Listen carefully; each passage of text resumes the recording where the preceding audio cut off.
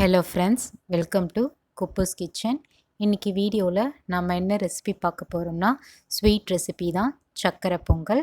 இந்த சக்கரை பொங்கல் எப்படி செய்கிறதுன்னு பார்க்குறதுக்கு முன்னாடி இது வரைக்கும் நீங்கள் நம்ம சேனலை சப்ஸ்கிரைப் பண்ணாமல் இருந்தீங்கன்னா மறக்காமல் சப்ஸ்கிரைப் பண்ணுங்கள், லைக் பண்ணுங்கள், ஷேர் பண்ணுங்கள், கமெண்ட்ஸ் பண்ணுங்கள். மறக்காமல் பெல் நோட்டிஃபிகேஷனை கிளிக் பண்ணுங்கள்.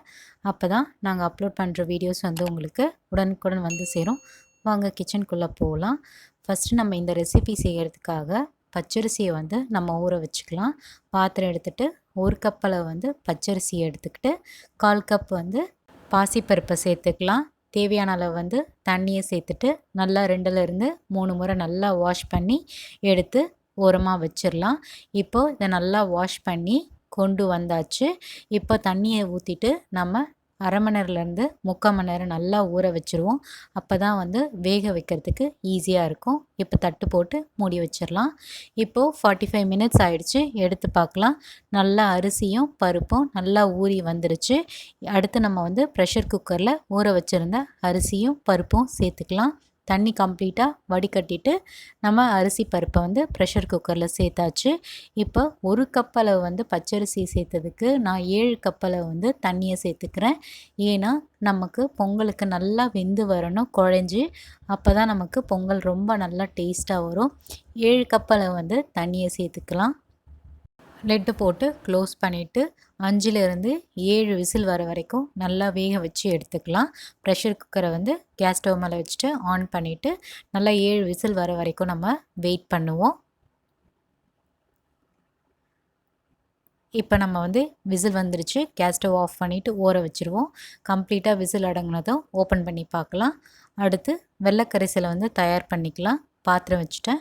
பாத்திரத்தில் 2 கப் அளவு வந்து வெல்லம் சேர்த்துக்கிட்டேன். 1 கப் அளவு வந்து தண்ணியை சேர்த்துக்கணும். 1 கப் பச்சரிசிக்கு நான் 2 கப் அளவு வந்து வெல்லம் எடுத்துக்கிட்டேன், ஸ்வீட்டுக்கு தகுந்த மாதிரி. இப்போது வெல்லம் நல்லா முழுமையாக கரைஞ்சி வரணும்.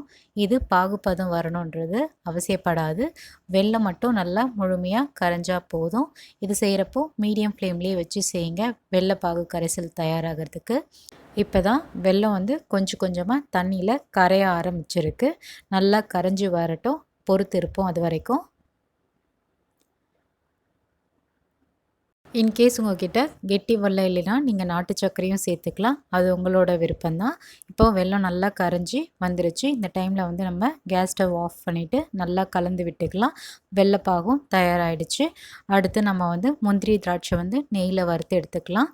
பேன் வச்சுட்டு 2 டேபிள் ஸ்பூன் அளவு வந்து நெய்யை சேர்த்துக்கிறேன். நெய் கொஞ்சம் தாராளமாகவே சேர்த்துக்கலாம். நெய் நல்லா காஞ்சி உருகி வரட்டும். நெய்யும் நல்லா உருகி வந்துருச்சு. ஒரு கைப்பிடி அளவு வந்து முந்திரியை வந்து சேர்த்துக்கிறேன். நல்லா இது வந்து பொன்னிறம் மாற வரைக்கும் நெய்யிலே வறுத்து எடுத்துக்கலாம்.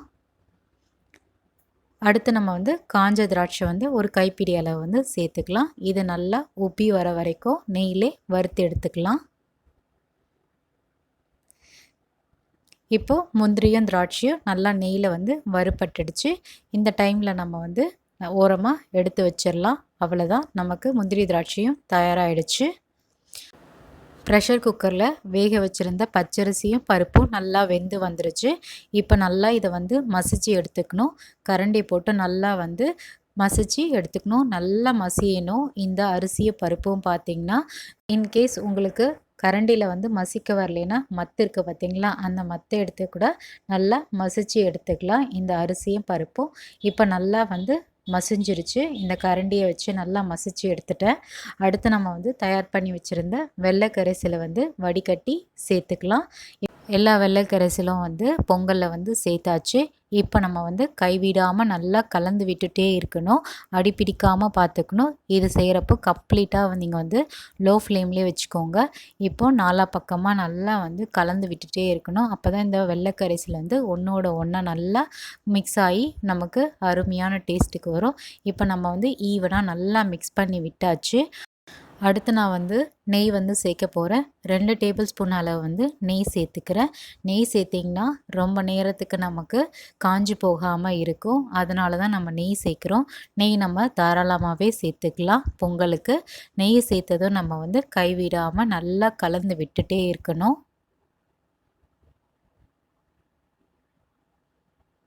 இப்போ பார்த்தீங்கன்னா நெய் சேர்த்ததும் நல்லா க்ளாஸி ஃபினிஷில் நமக்கு பொங்கல் வந்திருக்கு. பார்க்கவே நல்லா தகன்னு இருக்குது பொங்கல். இப்போ நல்லா மிக்ஸ் பண்ணி விட்டாச்சு. அடுத்து நம்ம ஏற்கனவே தயார் பண்ணி வச்சுருந்த முந்திரி திராட்சையை வந்து சேர்த்துக்கலாம். சேர்த்துட்டு கைவிடாமல் நல்லா கலந்து விட்டுக்கலாம். அடுத்து நம்ம வந்து வாசத்துக்கு ஏலக்காய் தூள் வந்து சேர்த்துக்கிறேன்.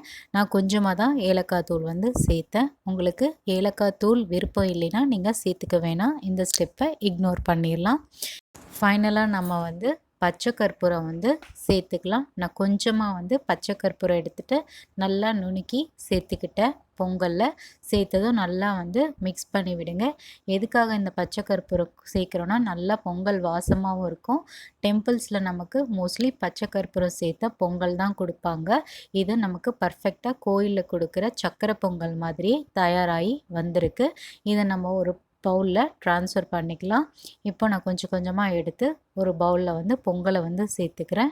டேஸ்ட் பண்ணி பார்த்தோம், ரொம்ப அருமையாக வந்திருந்தது. கோயிலில் செய்கிற சக்கரை பொங்கல் மாதிரி எக்ஸாக்டாக வந்திருந்தது. நீங்களும் கண்டிப்பாக இதே ப்ரொசீஜர் அண்ட் குவான்டிட்டியை வச்சு வீட்டில் செஞ்சு பார்த்துட்டு எப்படி இருக்குன்றதை எங்களுக்கு மறக்காமல் கமெண்ட்ஸில் தெரியப்படுத்துங்க.